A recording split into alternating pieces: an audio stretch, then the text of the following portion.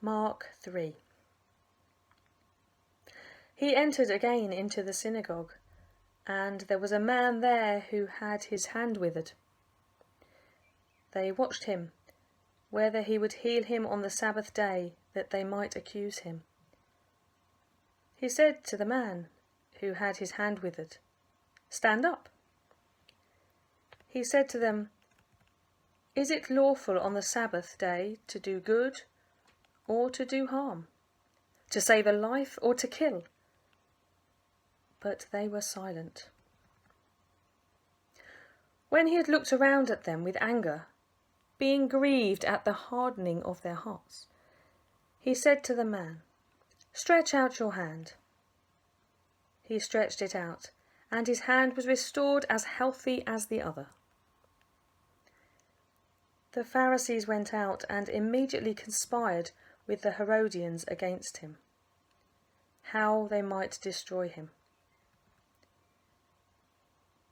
Jesus withdrew to the sea with his disciples, and a great multitude followed him from Galilee, from Judea, from Jerusalem, from Idumea beyond the Jordan, and those from around Tyre and Sidon. A great multitude, hearing what great things he did, came to him. He spoke to his disciples that a little boat should stay near him because of the crowd, so that they wouldn't press on him. For he had healed many, so that as many as had diseases pressed on him, that they might touch him. The unclean spirits, whenever they saw him, fell down before him and cried, "You are the Son of God!" He sternly warned them that they should not make him known. He went up into the mountain and called to himself those whom he wanted, and they went to him. He appointed 12, that they might be with him, and that he might send them out to preach, and to have authority to heal sicknesses and to cast out demons.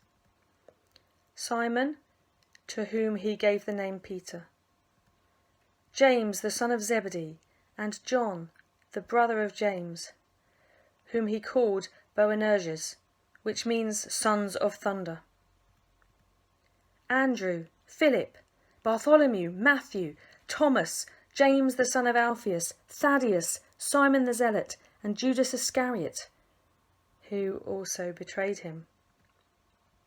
Then he came into a house.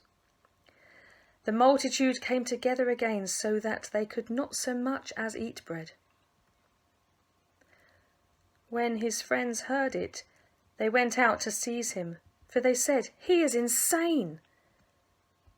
The scribes who came down from Jerusalem said, "He has Beelzebul, and by the prince of the demons he casts out the demons." He summoned them and said to them in parables, "How can Satan cast out Satan? If a kingdom is divided against itself, that kingdom cannot stand. If a house is divided against its house, that house cannot stand. If Satan has risen up against himself and is divided, he can't stand, but has an end. But no one can enter into the house of the strong man to plunder, unless he first binds the strong man. Then he will plunder the house. Most certainly I tell you, all sins of the descendants of man will be forgiven, including their blasphemies with which they may blaspheme. But whoever may blaspheme against the Holy Spirit never has forgiveness, but is subject to eternal condemnation. Because they said, "He has an unclean spirit." His mother and his brothers came out, and standing outside, they sent to him, calling him. A multitude was sitting around him, and they told him, "Behold, your mother, your brothers and your sisters are outside looking for you." He answered them, "Who are my mother and my brothers?" Looking around at those who sat around him, he said, "Behold, my mother and my brothers. For whoever does the will of God is my brother, my sister, and mother."